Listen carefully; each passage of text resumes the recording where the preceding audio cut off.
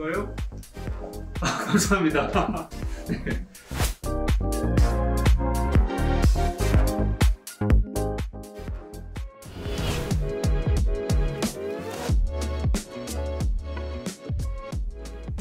우리 옛 속담에 몸이 100냥이면 눈이 90냥이라는 말이 있었습니다. 우리 선조분들도 우리의 감각들 중에 시력이 제일 중요하다는 사실을 이미 알고 계셨던 거죠. 하지만 현대사회에서는 사무직의 비중이 늘어나면서 모니터 앞에 앉아있는 시간이나 운전을 하는 시간이 늘어나다 보니 시력의 중요성이 더욱 커지고 있는 것 같습니다. 특히나 최근에는 중장년층 분들도 사회생활을 활발히 하시면서 전자기기, 스마트폰이나 모니터 같은 것들을 많이 다루시고 또 운전하시면서 내비게이션을 많이 활용하시다 보니까 높은 시력의 질에 대한 요구가 올라가고 있는 것 같습니다. 그래서 최근에 저희 병원에서도 시력 교정 수술을 문의하시는 환자분들의 20~30% 정도가 중장년층일 정도로 그 수가 증가하고 있는 추세입니다. 또한 젊은 층에서는 컨택트 렌즈를 장시간 착용하는 일이 많다 보니까 안구건조증과 같은 가벼운 증상에서부터 세균성 각막염 같은 심각한 질환까지 유병률들이 늘어나고 있어 눈 관리가 더욱 중요해지고 있습니다.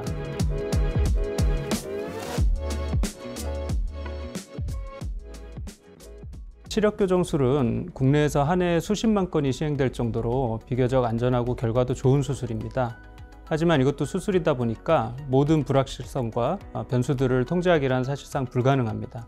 따라서 저희 병원에서는 수술을 받기 전에 정밀검사를 통해서 위험인자를 가지고 있는 환자분들은 배제하고 안전한 수술을 진행하도록 노력을 하고 있습니다. 또한 수술 전에 충분한 상담을 통해서 환자분들이 가지고 있는 니즈나 성향을 파악하도록 노력하고 있고요. 환자분들마다 아무래도 다양한 눈의 조건과 성향들을 갖고 계시다 보니까 수술 후 경과나 느끼시는 불편함들도 다양할 수밖에 없습니다. 따라서 이러한 부분들을 충분히 설명을 드리고 이해시킨 이후에 수술을 진행하도록 하고 있는 게 환자분들 사이에서 입소문을 타면서 보수적이라는 이야기가 나온 게 아닌가 싶습니다.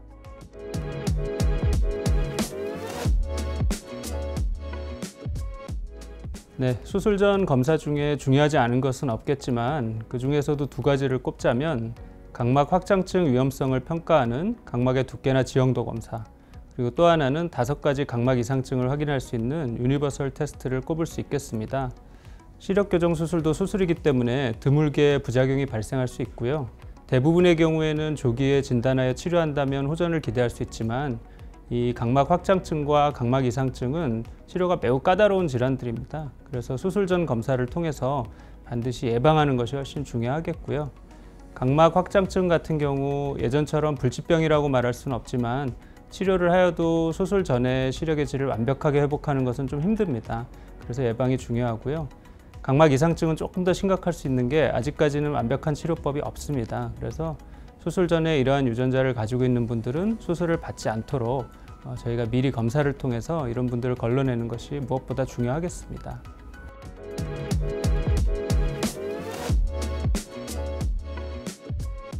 각막 이상증이란 우리 유전자들 중에 TGF-β1이라는 유전자의 돌연변이가 발생해서 생기는 질환인데요.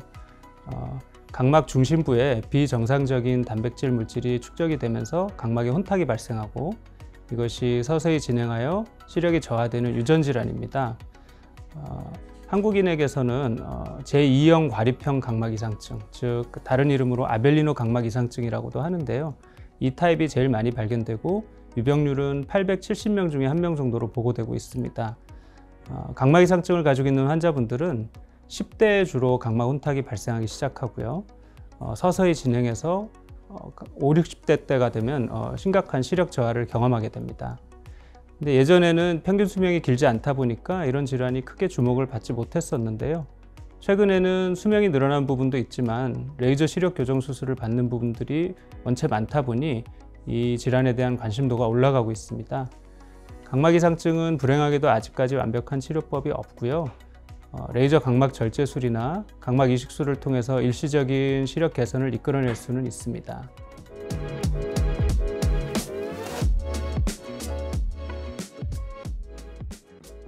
이 각막 이상증 유전자를 보유하고 있는 환자분이 그 사실을 알지 못하고 레이저 시력 교정 수술을 받게 되면 1년 안팎으로 수술 부위의 각막 혼탁이 폭발적으로 증가하게 됩니다.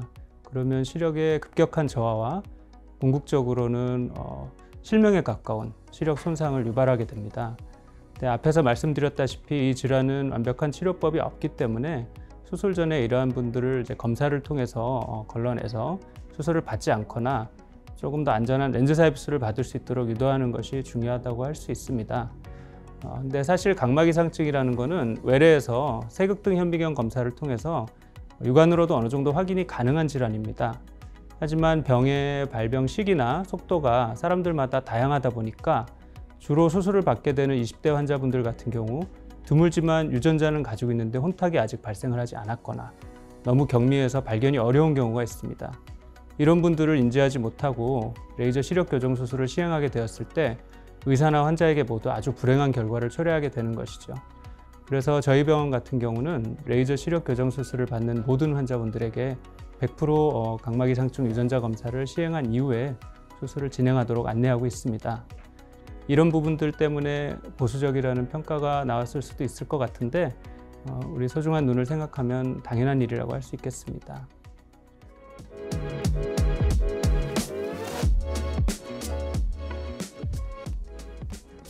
사실 제가 이제 최근에 그렇게 많이 경험하는 일은 아닌데요. 전공의 시절에 은사님으로 모시던 김은권 교수님 진료를 보았을 때 각막 이상증이 있다라는 사실을 인지하지 못하고 이제 다른 병원에서 레이저 시력 교정 수술을 받은 이후에 아까 말씀드린 이제 심각한 각막 혼탁으로 내원하신 환자분들을 종종 접했었습니다. 사실은 이제 누구의 잘못이라고도 할 수 없는 게 그 당시에는 이제 이런 부분들이 알려져 있지 않았고요. 다만 이제 가벼운 마음으로 시력 교정술을 받은 분이 너무 이제 심각한 합병증을 경험하게 되셨고, 물론 이제 이런 분들한테서 치료를 통해서 일시적으로 시력 개선을 이끌어낼 수는 있지만 몇 년 안에 이제 계속 재발을 하는 질환이기 때문에 환자분들이 계속 병원을 내원하시고 너무너무 고생하시는 모습들을 많이 봤었습니다. 그래서 저희가 수술 전에 이러한 부분들에 대해서는 특히 경각심을 가지고 검사에 완전을 기하고 있습니다.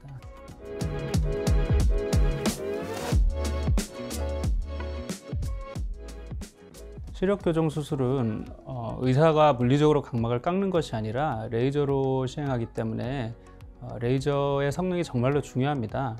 저희 병원 같은 경우 차세대 시력 교정 수술인 스마일 라식이 가능한 비주맥스 레이저, 그리고 엑시모 레이저 기술의 결정체라고 할 수 있는 아마리스 레드 스마트 서피스, 그리고 초고도 근신한 안시 환자들을 안전하게 교정할 수 있는 EX500 스트림라이트라는 레이저들을 보유하고 있습니다. 각각 이제 제조사들의 최신 버전의 최상위 기종이라고 할 수 있고요.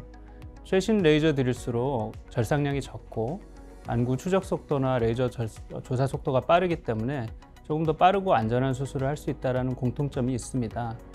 그리고 레이저들마다 고위 수차를 억제하고 각막의 불규칙한 부분들을 교정할 수 있는 다양한 수술 모드들을 제공하고 있기 때문에 최근에는 야간의 빛 번짐을 억제하고 더 높은 시력의 질을 이끌어내는 데 도움이 되기도 합니다. 진료실에서 진료를 보다 보면 최근에 시력 교정 수술을 준비하는 환자분들 중에 레이저 성능에 관심이 많으셔서 성능이나 스펙 같은 것들을 이제 공부하고 오시는 분들을 종종 만나게 됩니다. 그리고 직설적으로 어느 레이저가 제일 좋은가 이런 것들을 질문하시기도 하는데, 실제로 현장에서 수술을 하는 안과 의사 입장에서는 최상위 기종의 레이저들 간에 절대적인 성능의 차이는 그다지 크지 않다라는 게 제 입장입니다. 그리고 그래서 어떤 이제 모든 면에서 최고의 레이저를 하나만 꼽아달라, 이것은 좀 어려운 얘기고요. 실제로 과거에 보면 이제 레이저 기종들 간의 수술 결과들을 비교하는 논문들도 이제 발표되는 경우들이 좀 있었는데, 최근에는 검색을 해봐도 이런 연구들이 그다지 많이 진행되지 않는 것으로 보아서는 안과 의사들 사이에서도 최상위 기종의 레이저들 간에는 성능 차이가 그리 크지 않다라는 컨센서스가 어느 정도 있는 것 같습니다.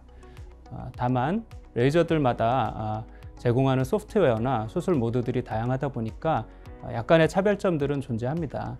따라서 저희 병원에서는 한 가지 레이저로 모든 환자분들의 시술을 고집하고 있지는 않고요. 환자분들 눈의 조건을 보고 거기에 가장 적합한 레이저와 매칭을 하여서 최적의 솔루션을 제공해 드리려고 노력하는 편입니다. 하지만 이제 주의하셔야 될 게, 같은 레이저로 수술한다고 같은 결과를 기대할 수 있다는 이야기는 아닙니다. 오히려 레이저를 다루는 의사의 노하우나 수술을 어떻게 잘 디자인하는지가 더 중요할 수 있고요.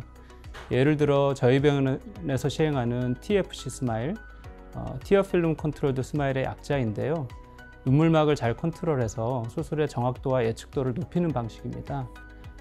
우리의 눈물막은 그 눈물의 구성 성분이나 스며들어온 외부 물질에 따라서 그 성질이 크게 변할 수가 있습니다. 따라서 수술 전에 눈물막을 적정량과 균질한 상태로 유지하는 것이 수술 결과에 큰 차이를 가져올 수 있어서 저희 병원 같은 경우 수술 전에 눈물막을 최적화하여 수술의 정확도와 시력의 질을 높이도록 노력하고 있습니다.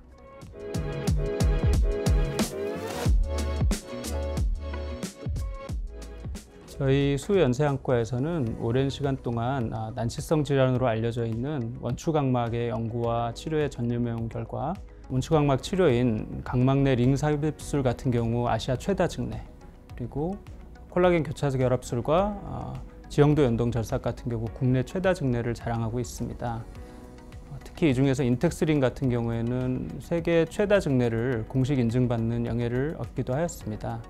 현재까지 원추각막 수술적 치료에서는 독보적으로 국내 최다 증례를 보유하고 있고, 앞으로도 이 난치성 질환인 원추각막 환자들에게 정상 시력과 일상을 회복시켜 드리기 위해서 원추각막 전문 클리닉을 지속적으로 발전시켜 나갈 계획입니다.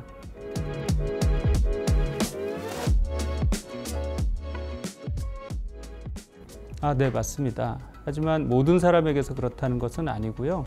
각막이 얇거나 강성도가 약한 분, 또는 시력교정 수술을 받은 분이 반복적으로 눈을 비비게 되면 원추각막 발생 확률이 증가할 수 있습니다.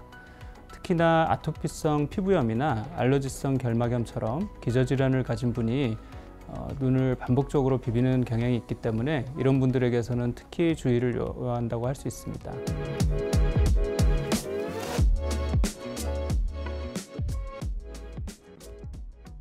네, 물론 가능합니다. 각막이 원래 정상 곡률을 유지하지 못하고 앞으로 돌출되면서 시력이 저하되는 원추각막이나 각막 확장증 같은 경우, 기존에는 RGP 렌즈로 시력을 교정해보고 그게 여의치 않으면 각막 이식을 하는 게 유일한 치료법이었는데, 최근에는 콜라겐 교차 결합술이나 각막내 링 삽입술, 지형도 연동 절삭 같은 다양한 수술법들이 개발되면서 이러한 환자분들에게서도 병의 진행을 억제하고 나은 시력의 개선을 이끌어내고 있습니다. 최근에 마스크 착용이 일상화되다 보니 시력 교정 수술에 대한 문의와 수술 건수가 많이 늘고 있습니다. 하지만 환자분들께서도 시력 교정술로 좋은 시력을 얻는 데서 그칠 것이 아니라 정기적으로 안과 검진을 받으신다면 수술로 얻은 좋은 시력을 유지하는 데 많은 도움이 되실 걸로 생각합니다.